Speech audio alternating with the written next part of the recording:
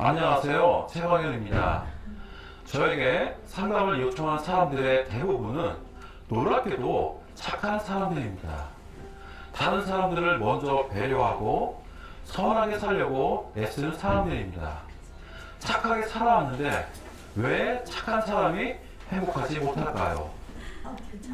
예. 오늘 주제가 착한 사람이 왜 행복하지 못할까? 착한 사람이 왜 행복하지 않을까? 착한 사람일수록 행복해야 된다고 우리 어렸을 때 그렇게 배웠잖아요. 이분은 저 심리 상담가 전문가예요. 자. 88년 한국에서 열린 서울 올림픽 때 있었던 일입니다. 요트 남자 470급에 출전한 캐나다의 로렌스 류문은 경기도 중 갑자기 강풍이 일어 함께 경기 중이던 싱가포르 선수들이 바다에 빠진 것을 보았습니다. 당시 2위로 달리던 류문은 즉시 해운대 앞바다로 뛰어들어 경쟁자인 싱가포르 선수들을 구해냈고 자신은 22위로 밀려났습니다.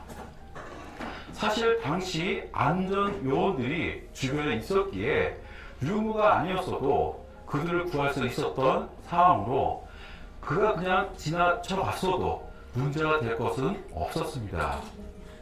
그러나 도움이 필요한 사람들을 보고 그냥 지나가는 자신을 류무 스스로가 용납할 수 없었던 것입니다. 그는 착한 사마리안이었습니다. 올림픽에서 메달 따는 영예를 포기하는 류무의 행동을 지켜보던 캐나다 선수단과 국민들은 어떠했을지 궁금합니다. 위대한 스포츠맨 정신이라고 치켜 세우기에는 너무나 씁쓸했을 것입니다. 소중한 메달을 눈앞에서 놓쳤으니 말입니다. 저는 오랜 동안 상담을 하면서 제게 찾아오는 사람들의 대다수가 상담실이 아닌 사회에서 만났다면 호감을 갖거나 적어도 불편함을 주는 사람이 아니라는 사실에 의문을 갖게 되었습니다. 그들은 착하게 살아왔는데 왜 삶의 만족과 행복과는 멀어졌을까요?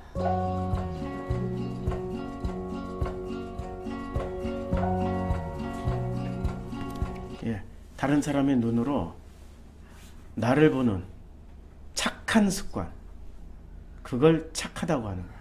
내가 나로 살지 않고 다른 사람의 눈으로 기대대로 사는 거예요. 상담실에는 보통 부모의 지나친 지배와 권위에 제대로 저항 한번 못해본 사람들이 많이 찾아옵니다. 이들은 성격이 삐뚤어지고 이기적인 사람들과는 거리가 멉니다. 다른 사람들보다 섬세하고 상냥한 이들이 가진 문제는 자신보다 가족을 더욱 사랑하고 문제를 안고 있는 가족을 지키기 위해 자기의 에너지를 지나치게 소모하고 있는 착한 사람들이라는 것이었습니다.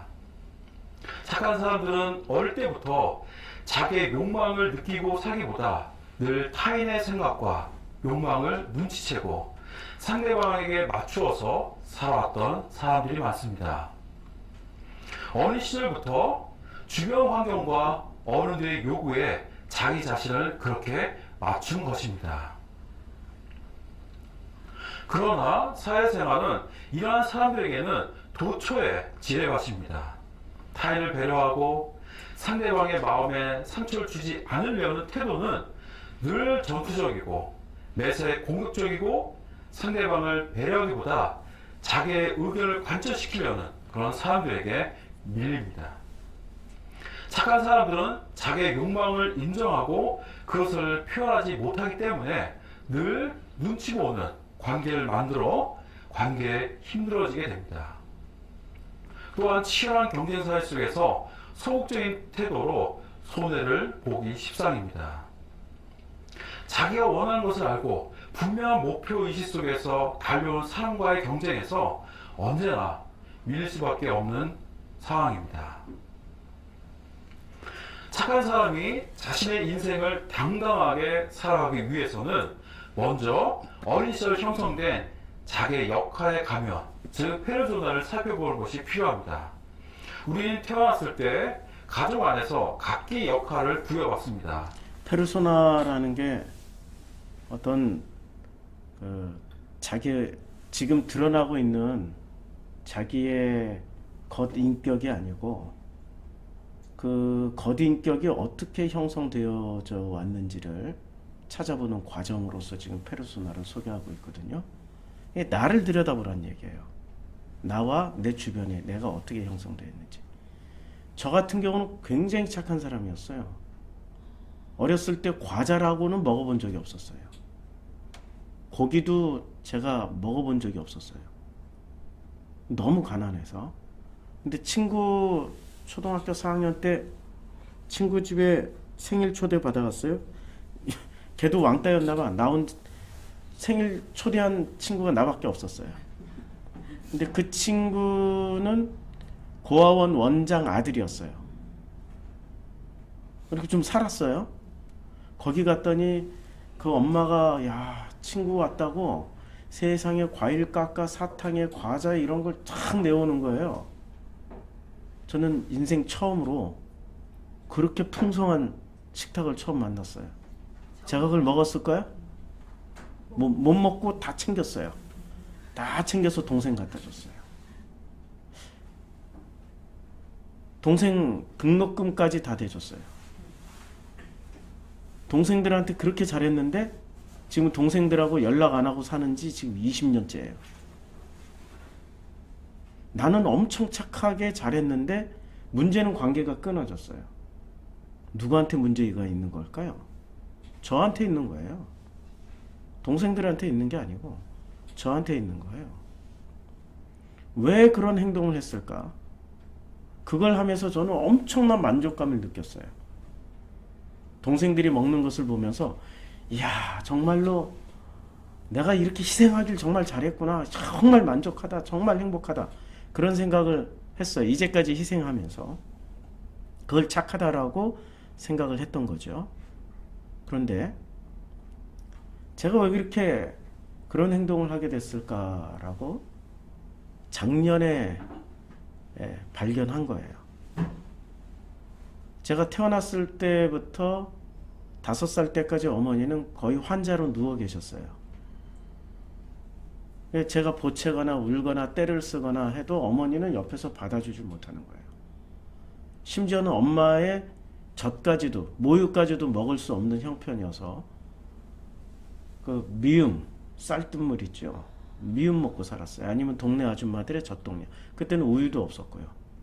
그런 거 친 거 보면 저 굉장히 건강하게 살고 있는 거예요. 그런데 그런 어머니 밑에서 오래 살다 보니까 제가 어머니의 보호자가 된 거예요. 제가 어머니의 보호자가 되고 어머니의 보호자는 어머니의 아버지거나 아니면 어머니의 남편이어야 되잖아요. 둘 역할을 다 하는 거예요. 그러니 동생들이 내 동생이 아니고 내 아들과 딸이라는 생각을 하게 되는 거예요. 저도 모르게. 이게 감춰져 있었던 거예요. 그러니 내 자식 돌보듯이 돌보는 거예요. 그리고 내 자식에 대한 권리를 내가 또 주장하는 거예요. 그들은 행복했을까? 주는 만큼 내 권리가 치고 들어갔는데 불편한 거죠. 근데 나는 그걸 착하다라고 생각한 거예요. 이런 페르소나가 누구에게나 있는 거예요. 자, 그리고 더 놀라운 건 이 유튜브를 진행하시는 이 최강현 선생님이 발음이 부정확하잖아. 코맹맹이 소리잖아. 그럼에도 불구하고 하고 있다는 거야. 보통 사람들은 뭘 하기 시작하기 전에 완벽한 조건을 갖추고 하려고 그래. 그렇잖아요? 완벽하게 뭘 갖춰져야만이 할까 말까? 그래 한번 해보지 뭐. 이런 식의 생각을 하고 있는데 이분은 그냥 하는 거야. 박수 쳐줘야 돼요. 자, 단지 아들이고 딸이기에 무조건적으로 사랑받기보다는 주어진 역할에 충실할 때 우리는 사랑을 받습니다. 따라서 가족 안에서 생존하기 위해 끊임없이 우리는 암묵적으로 주어진 역할을 수행하기 위해 애를 쓰고 최선을 다하게 됩니다. 주어진 역할만 지나치게 수행하게 되면 타인의 정서적 압력에 쉽게 굴복당하고 독립적으로 생각하거나 판단하지 못하고 타인의 견해에 쉽게 동조할 수 있습니다. 갈등을 효율적으로 대처하지 못하고 회피를 통해 갈등을 해결하려고 하는 그런 사람이 될 수 있습니다. 그러니까 갈등이 생기면 정면 돌파해야 되거든요. 그건 해결할 수 있는 사람이 나밖에 없는 거예요. 지구상에 나밖에 없어요. 근데 그걸 회피하는 방식으로 어렸을 때 계속 해왔던 사람들은 나이 먹어서도 정면 돌파 못해요. 회피해요. 그리고 회피를 하다 안 되면 자폐로 들어가죠. 자기만의 세계관. 우리는 수많은 사람들이 자폐인 줄 모르는 거예요. 다 선악자폐거든요. 아니 큰 범위로 선악자폐, 종교자폐, 심리자폐, 무슨 뭐 수없는 자폐들이 있어요. 우리가 거듭나기 전까지는 다 선악자폐이고 종교자폐였어요. 그리고 자폐 성향을 가진 사람은 정면 돌파 못해요. 부딪히질 않아요. 가장 큰 우리 드러난 증상 중에 하나가 제가 그러니까 어린 나이에 이미 아버지의 역할을 하고 남편의 역할을 해야 되고 어른의 역할을 하는 걸 배워버린 거예요. 나도 모르게 누워있는 엄마 덕분에.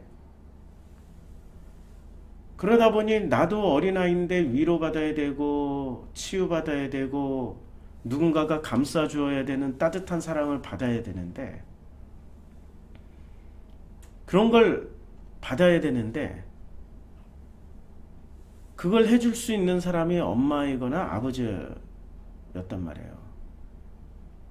근데 나는 엄마를 엄마로 생각한 게 아니라 내가 보호해줘야 되는 대상으로 생각이 됐기 때문에 엄마의 사랑을 받기보다는 내가 주는 걸로.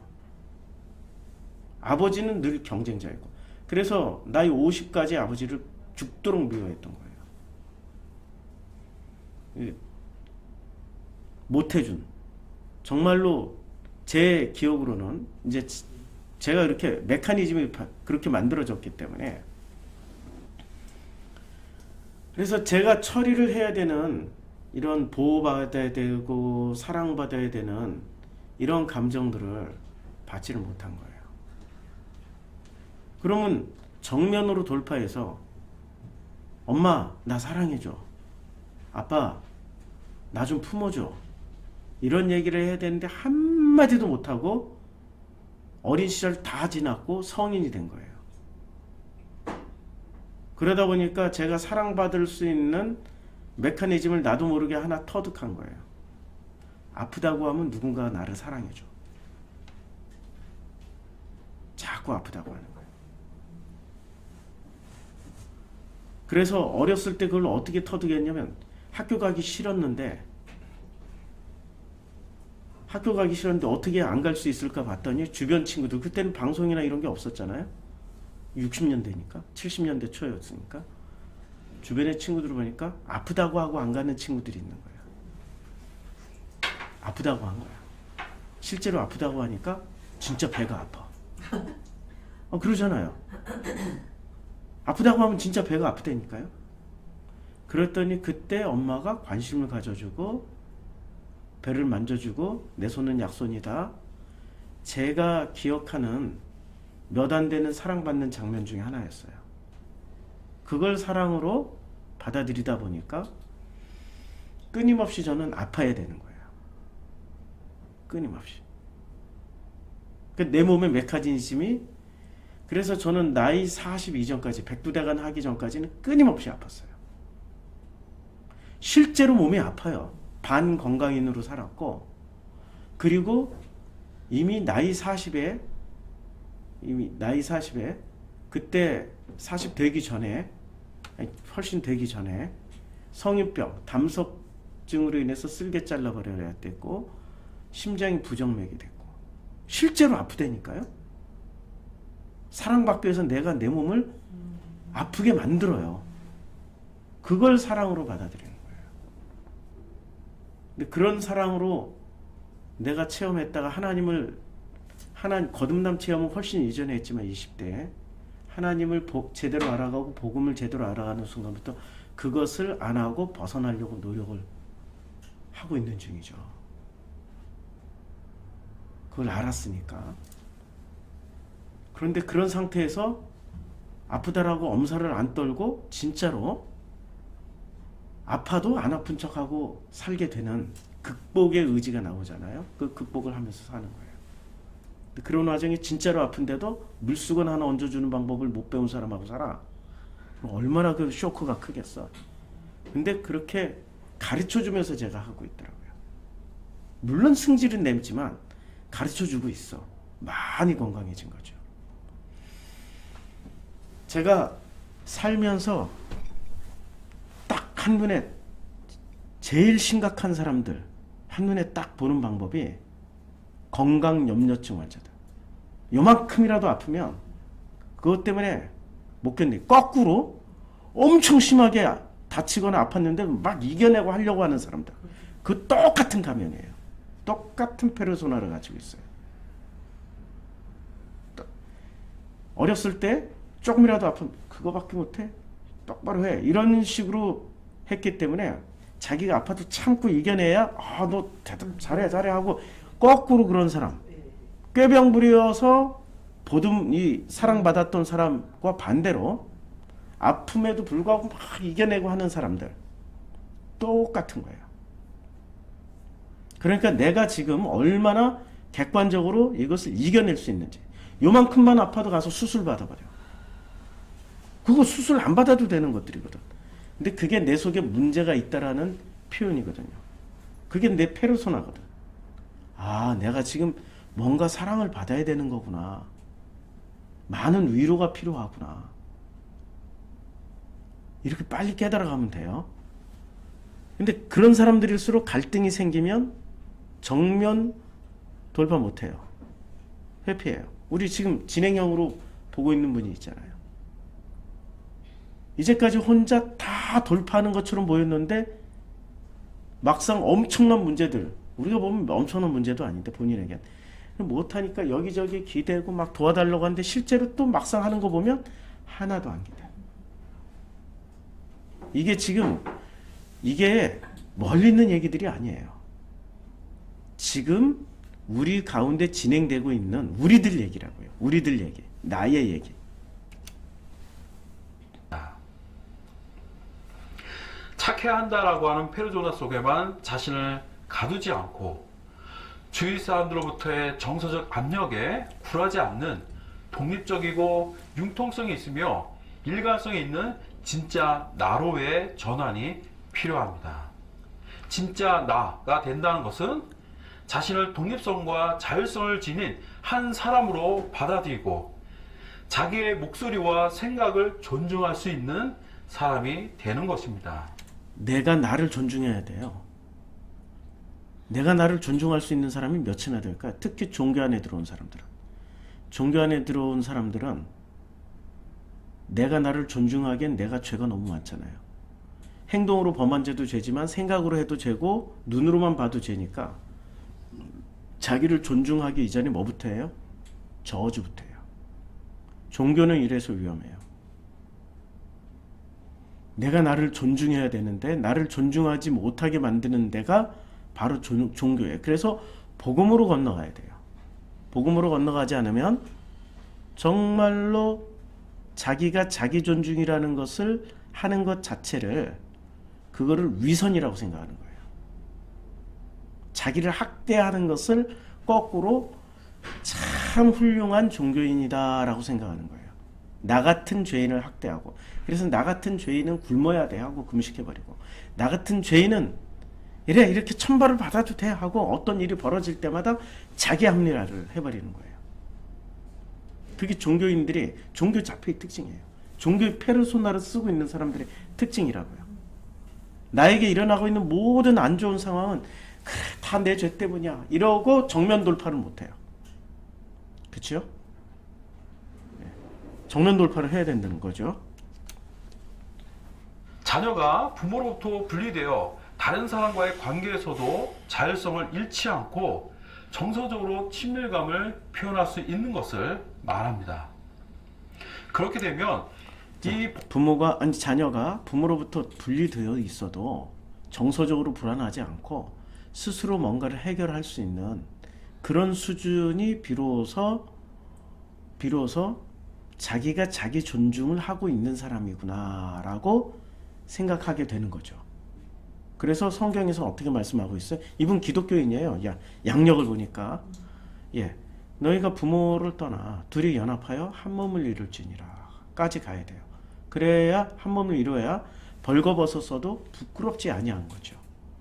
죄 앞에서 부끄럽지 아니한 거예요. 벌거벗었잖아요.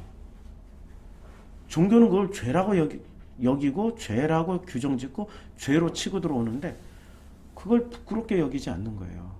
그러면 종교적인 그 부끄러움이 없으면 저 사람 망나니로 사는 거야? 그거 아니거든요.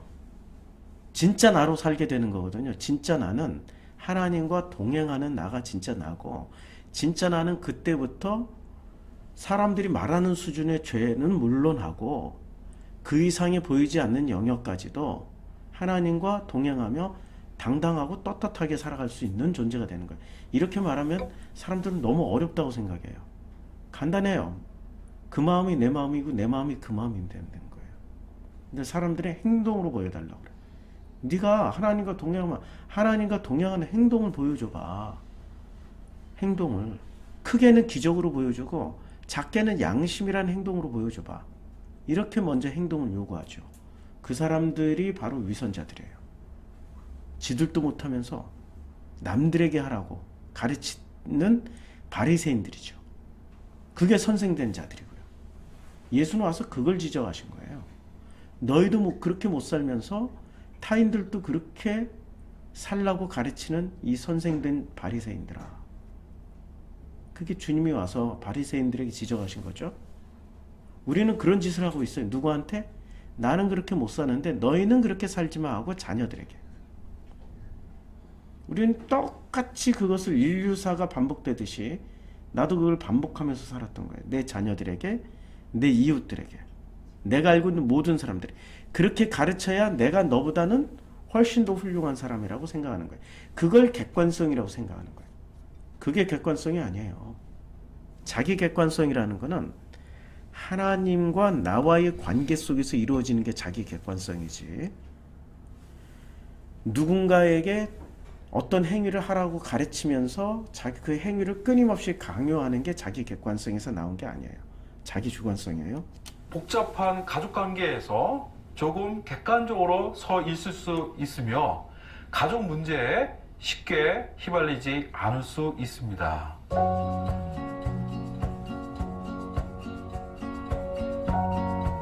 그러니까 타인의 시선, 다른 사람의 눈높이로 맞춰진 나로 사는 게 아니라 이제는 진짜 나로 전환하는 삶을 살으란 얘기예요. 생활 속에서 누군가와 문제가 생겼을 때 서로의 시시비를 가리지 않고 어느 한쪽이 먼저 잘못했다고 인정하고 사과한다고 해서 그것이 해결되지 않습니다. 저는 이 사람의 말을 듣기에 전에 이 뒷그림에 있는 그림 때문에 잘 공감이 안 돼요. 나하고 너무 다르게 생긴, 너무 잘생긴 사진을 올려놓은 거야. 공감하기 힘들어. 그러니까 이런 디테일이 좀 부족하셔요. 이분이 부족하신데도 말도 어눌하고 이런 그 동영상 만드는 스킬이 부족한데도 불구하고 하시는 것에 용기를 내시 박수. 이게 진짜 나라로 사는 거야. 부족하더라도 하는 거예요. 우리는 완벽해야만이 하려고 하는 타인의 시선으로 살아간다고. 부족하더라도 하는 거예요. 우리 신명기 왜 안 올리세요? 부족하더라도 하는 거예요. 완벽하려고 하면 못해요. 맞죠? 하셔요. 부족한 대로 하세요. 이거 많이 부족하잖아요. 덮어놓고 사과를 했다고 문제가 끝나는 것이 아니란 말입니다. 그럴 경우 문제의 책임을 져야 하는 더 힘든 과제가 주어지게 됩니다. 싸우고 경쟁해야 할 때는 그렇게 해야 합니다. 이것은 착한 사람이기를 포기해야 한다는 말은 아닙니다. 착한 사람들은 타인에 대한 공감 능력과 용서와 화해 능력이 뛰어난 사람들입니다. 이들이 있었기에 우리의 사회가 감동적일 수 있고 따뜻할 수 있었던 것입니다. 그러나 타인을 향해서만 공감하고 용서와 화해를 시도하기보다 우선 자기 자신의 감정을 배려하는 것이 더 중요합니다. 자신의 감정을 배려하는 거. 얼마나 배려하고 사십니까? 나의 감정을 배려하고 내가 나에게 공감해 주면서 그래 잘하고 있어. 그래 가는 거야. 이런 게 중요한 거죠. 이것을 좀 더 상세하게 설명을 좀 들으려면 이걸 좀 보셔야 돼요. 오늘 아침에 참 늘 생전 안 보던 것들을 갑자기 보게 된 것도 또 하나님의 은혜입니다. 나는 언제 행복한 사람인가? The world-changing story. 아니 5분만 더 얘기합시다. 제가 또 배낭여행 갔을 때요. 배낭여행 갔는데 9년 전이에요. 그래서 배낭을 메고 원래는 하얀색이었으나 더 이상 무슨 색깔인지 알 수 없게 된 티셔츠를 입고 91년도에 배낭여행을 간 거예요. 루브르 박물관하고 오페라 하우스 사이에 큰 대로가 하나 있어. 오페라 대로라고.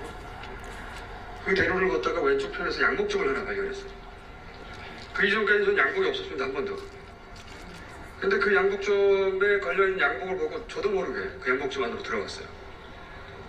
그리고 저도 모르게 그게 마치 내 거인 양 그 양복을 꺼내서 입었습니다. 그리고 양복만 입으니까 안 어울려서 와이셔츠도 하나 꺼내 입고 넥타이도 하나 꺼내 입고 구두도 하나 신고 이 모든 일은 한 30초만 일어났어요. 마치 내 옷을 맡겨놨다가 찾는 것처럼 후다닥. 그런데 다 입고 보니 너무 멋진 겁니다. 애가. 그래서 처음으로 난생 처음 양복을 사야 되겠다는 생각을 했어요. 가격을 봤더니 12만 원 정도 우리 돈으로. 그때 제가 한 2달 정도 남아 있었는데 한 120몇만 원이 남아 있어요. 시중에 120몇만 원으로 2달을 살 계획을 가지고 있었던 거예요. 예, 여행 그때 20대 초반이었어요. 20대 초반에 여행을 떠난 거 91년도니까 여행 자유화 된 지 얼마 그때 막 그냥 나가버린 거예요. 저는 91년도에 결혼했고 이 친구는 여행을 떠났고 사려고 옷을 벗으려고 다시 보니까 공이 하나 더 있어. 120만 원 정도. 그때까지 내가 태어나서 샀던 모든 옷을 다 합치면 더 비싸요. 그런데 그 옷을 벗고 나올 수가 없었어요. 뭐 평상시라면 당연히 벗고 나왔겠죠. 상상할 수 없는 가격이니까. 근데 벗고 나올 수가 없었습니다. 왜냐면 거울 속에 있던 아이가 너무 멋있어. 저 아이를 두고 나갈 수가 없는 거지. 그와 함께 나가야 되겠어요. 그래서 주저앉아서 생각을 하기 시작했어요. 이게 전 재산인데 2달 동안 이거 쓰고 나면 한 푼도 없는데 아사할 수도 있죠. 그런데 고민을 시작했습니다. 내가 만약에 이 남은 120만 원을 남은 2달 동안 60일간 하루 2만 원씩 대단히 합리적으로 계획적으로 쪼개서 잘 소비하면 그러면 그날 하루 굶지는 않고 다음 날도 굶지는 않겠다. 그 다음 날도 내가 예측 가능한 잠자리가 있다. 이렇게 해서 그날 쌓이는 행복이 있죠. 안도감, 행복. 그 행복을 60일치를 다 더해. 그러면 내가 지금 이 양복을 샀을 때 행복보다 큰가? 생각해보니까 아닌 것 같아요. 1번 나가리. 2번 만약 내가 지금은 돈이 없어 이걸 못 사. 그런데 30대에 돌아와서 그때 돈이 좀 있을 테니까 그때 가장 마음에 드는 양복을 사면 그럼 내가 25에 놓친 이 행복은 그때 가서 돌아올 건가? 35의 행복은 35의 행복인 거죠. 25의 행복은 25때 사라진 겁니다. 중요한 거예요. 25의 행복은 그때 누려야 되고 35대 25 행복을 누리려고 보면 안 돼요. 여행 다닐 때 우리가 칠레에서 60대 이상 거의 70대 된 노인들하고 숙소를 같이 쓴 적이 있었어요. 그분들 한 서너 명이서 같이 다니시더라고요. 젊은 애들이 놀아줄까요? 안 놀아줘요. 그분들은 젊은 시절을 최선을 다해서 열심히 일하고 노동하면서 살았어요. 그리고 70쯤 돼서 아니 60대 후반쯤 돼서 젊은 날의 기분으로 그분도 얼마나 젊게 하고 다니는지 몰라. 그냥 막 진짜로 신체 건강하시고 정말 젊은이들 못지않은 건강과 또 열정이 있으셔. 문제는 젊은 애들이 안 놀아줘. 그래서 그분들이 지혜로우신 분이기 때문에 젊은 애들하고 놀으려고 어떻게 하는 줄 아세요? 돈을 써요. 막 사줘. 그러면 애들이 붙어. 그런다고 이들이 그 20대 때 못 누렸던 것을 누릴 수 있는 건가요? 아니에요. 그건 아니에요. 그건 그렇게 결코 누릴 수가 없는 거예요. 그 나이 때 누릴 수 있는 것을 누리셔야 돼요. 지금 나이 때 누릴 수 있는 것들을 놓치면 60에 가서 하지? 안 돼. 70에 가서 하지? 안 돼. 더더욱더 안 돼. 지금 해야 될 거를 지금 해야 돼요. 중요한 얘기 한 거예요. 계속 가요. 이 사자머리. 내가 누리지 못하고 그것도 아니다. 그것도 나가리. 세 번째로 2달은 아직 안 왔잖아. 그렇죠. 2달은 아직 안 왔다. 그래서 벌떡 일어나서 그 양복을 샀어요. 그래서 예수의 말씀이 있어요. 너희가 내일 일을 한다고 너희 키를 한 자라도 더 크게 할 수 있고, 뭐 그 염려를 한다고 해서 너희 생활이 나아질 수 있는. 그날의 일은 그날에 족한 거예요. 예수가 하신 말씀이에요. 이분은 난 크리스찬인데도 오히려 예수의 말씀대로 잘 살고 있는 사람이에요. 이런 얘기를 또 이런 식으로 얘기하면은 사람들은 전부 표면적인 얘기만 받아들여가지고 또 겉문만 들어서. 그래서 우리 여기 와서 직접 들어야 돼요. 이게 지금 표면적인 얘기를 하는 게 아니라 마음의 변화를 얘기하는 거예요. 얼마 전에 우리 거시기하고 주일날 얘기를 했어요. 저한테 그러더라고요. 목사님, 타종교하고 뭐 기독교하고 제가 보기에는 둘 다 똑같은 행복을 주는 것 같은데 타종교도 더 큰 행복을 줄 수도 있을 것 같다라고 저는 그렇게 믿고 있어요. 그래? 그렇게 믿고 있으면 열심히 해봐. 그래서 저는 그래서 너 교회 나올 거냐? 아무래도 안 나올 것 같아요. 그래. 근데 열심히 하는 건 좋은데 열심히 해. 열심히 해야지. 그래야 네가 그것이 전부가 아니라는 걸 알게 될 거야. 너는 머리가 엄청 좋아서 내가 했던 말을 다 알아듣긴 했어. 그런데 마음으로 못 알아들었어. 네가 열심히 해서 머리가 엄청 좋긴 해. 근데 완전 좋은 건 아니야. 를 뺐어요. 상처받을까 봐. 그냥 엄청 좋다는 얘기만 했어. 완전 좋아야 마음으로 들어오는 거지. 엄청 좋기만 해요. 네가 열심히 해봐. 열심히 해보고 네가 그것이 도저히 안 된다라는 것을 깨닫게 될 때 그때 다시 얘기하자. 를 이렇게 부드럽게 얘기를 안 했어. 화를 내면서 얘기를 했어. 너무 안타까우니까 나도 모르게 이게 내 속에 있는 게 그냥 나오는 거야. 또 그 말투 때문에 상처받았을지도 몰라. 이해를 해주시기를. 자, 계속 지금 그런 얘기하는 거예요. 지금 표면적으로만 받아들이면 안 된다는 얘기예요. 마음으로 받아들여야 돼요. 120만 원을 주고 그런 걸 사서 그걸 입고 아래가 육상부로 공원 내려갔습니다. 육상부 공원에서 노숙을 했습니다. 그 양복은 보스였어요. 보스 브랜드. 굉장히 비싼 옷이잖아요. 명품 브랜드. 보스, 두목. 머리가 촌스럽게. 제 생각에 룩삼부르 공원에서 노숙한 사람이 입었던 양복으로는 최고가가 아니었을까. 피곤하다 갑자기 이제. 저 때문에 행사가 늦어지나요? 네, 할 수 없죠. 내가 알 바를 더 뒤집어버려. 그 다음날 아침에 일어났는데 걱정이 되기 시작했어요. 그 직전까지는 굉장히 행복했습니다. 멋지다. 과연. 그러니까 보스를 잊고 120만 원을 현금으로 주고 배낭을 메고 공원에 가서 잔 거죠. 그다음 아침에 일어났어요. 어떡하나 이제. 좋됐다. 돈을 5만 원 남았는데 어떻게 이거? 응? 가만히 생각해보니까 여행 다니다가 이 숙소 삐끼를 하면 되겠다는 생각을 한 적이 있어. 그러니까 관광객들이 많은 곳에 가서 사람들한테 우리 숙소로 가자 삐끼를 하는 거죠. 이거 아르바이트 가자. 그래서 제가 로마로 갔습니다. 로마로 당장. 그래서 어떤 모텔 펜션이죠. 펜션에 들어가서 문 열어놓으세요. 예, 열어놓으세요. 나오면서 내가 지금 갈 수도 있고 내가 지금 이거 배낭을 놓고 거기에 역으로 가서 손님 3명을 끌고 오면 그 방에 가서 제가 다 공짜로. 첫째, 만약에 5명 이상 데려오면 한 사람 추가분부터 나를 얼마를 주라 커미션을. 그리고 아무도 못 데려오면 그냥 가면 된다 배낭 메고. 그 사람 입장에서 와인 하시잖아요. 그래서 역으로 갔어요. 역으로 가서 제 생각에 최소한 3명은 데려오겠지 생각하고 역으로 가서 그날 1시간 만에 제가 30명을 데려갔어요. 왜? 난 보수를 입었잖아.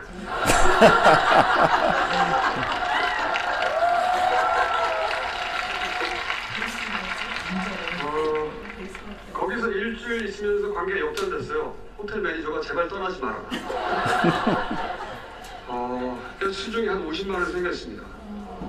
이 50만 원을 생기자 내가 왜 남의 장사를 해주고 있나? 그 떠오른 게 뭐냐면 그때 91년이었는데 그 동구권이 막 개방한 직후였어요. 당시에는 숙소가 부족했습니다. 그런 나라들이 헝가리, 체코 이런 나라들이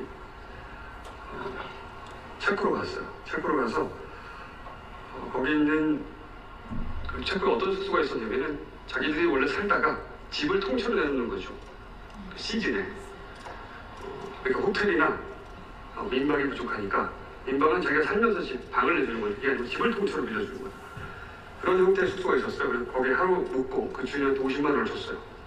일주일치로 50만 원을 주고 내가 일주일 동안 이걸 쓰겠다. 그리고 2주째도 내가 50만 원을 당신한테 줄 수 있으면 아예 한 달 계약을 하자. 그 주인 입장에서 와인 하시잖아. 하루하루 장사하는 것보다 여러 사람이 팔는 것보다 한 사람이 50만 원 주니까 한 번에 한 사람한테 한 달에 200만 원이면 그때 엄청 큰 돈이죠. 그래서 50만 원을 그걸 빌리고 그리고 역으로 갔습니다. 역으로 가서 이번에는 동양인만 상대하지 말고 동서를 가릴 것 없이 마구 잡아들이자. 그래서 역에 가서 차에서 기차에서 내린 배낭객 중에 반만한 남자놈을 하나 잡아가지고 내가 앞으로 한 달 동안 너를 먹여주고 재워주고 돈도 줄 텐데 내 밑에서 일해라. 안 할 이유가 없잖아. 그 사람이. 난 보수를 입었는데. 그래서 영국 친구였는데 걔를 고용하고 둘이 알바를 시작했죠. 곧 대박이 났습니다. 왜냐면 우리가 가격이 쌌고 젊었고 젊고 예쁜 애들 이 아르바이트를 했고 그래서 이제 제가 거기서 한 달 정도 소위 그 삐끼 사장을 했는데 매일 잘 먹고 잘 쓰고 그리고 제가 체코를 떠나는 날 수중에 1,000만 원이 남았어요. 이 모든 건 보수를 샀기 때문에 가는 거예요. 그리고 제가 그 이후로 지금까지 지키고 있는 삶의 원칙이 하나 있습니다. 당장 행복해져야 된다. 사람들은 흔히들 이렇게 말해요. 지금은 내가 그 일을 하고 싶어도 지금은 그 일을 하지 않고 뭔가 열심히 뭔가를 모으거나 준비하거나 혹은 미뤄두거나 해서 나중에 행복해질 거예요. 행복이라는 게 마치 적금을 들 수 있고 나중에 인출을 쓸 수 있는 것처럼 생각해요. 그런 일은 일어나지 않습니다. 그때 행복은 그때 그 순간에 영원히 사라지는 거예요. 그 나이로 돌아가서 그때 그 행복을 다시 찾을 방법은 이 세상에 존재하지 않아요.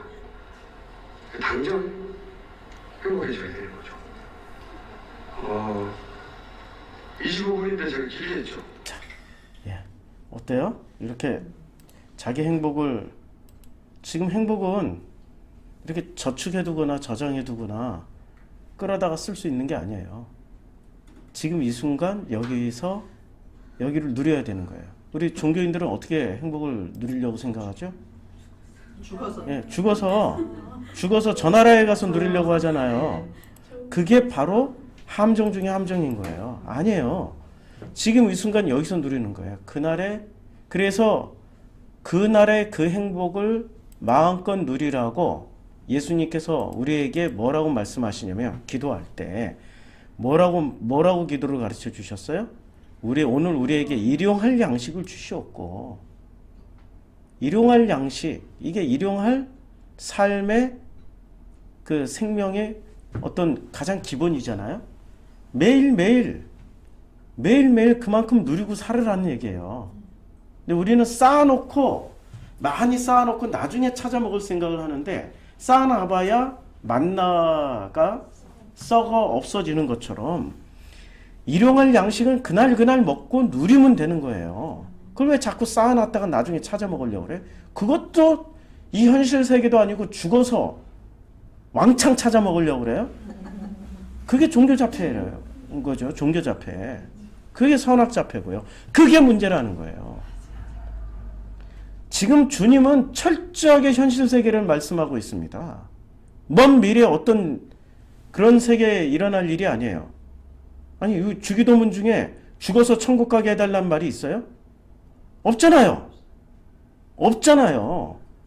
전부 현실 내용이잖아요. 뜻이 하늘에서 이룬 것 같이 땅에서도 이루어져야 되는 거예요. 저 나라에서 이루어지는 게 아니라 지금 여기 땅 나에게서 이루어지라고 기도하는 거란 말이에요. 누리고 살아야죠.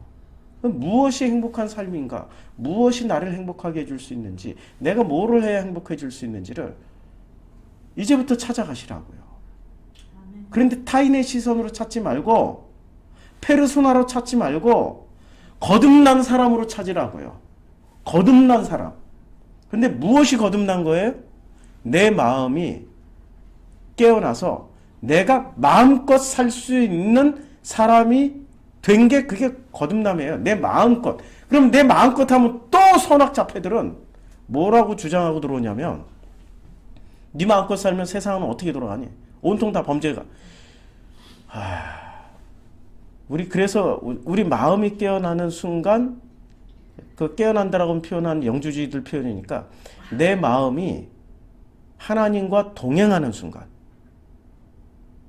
하나님과 동행하는 순간부터 나는 거듭난 사람이고, 내 마음이 하나님과 동행하기 때문에 내가 마음껏 살아도 하나님 품 안에서 사는 거지, 그렇게 선악으로 망가져서 사는 사람들이 아니라는 거예요. 김성수 목사 설교 듣던 어떤 전도사가 드디어 자기 마음이 깨어났다는 거야. 그래서 어떻게 살아요?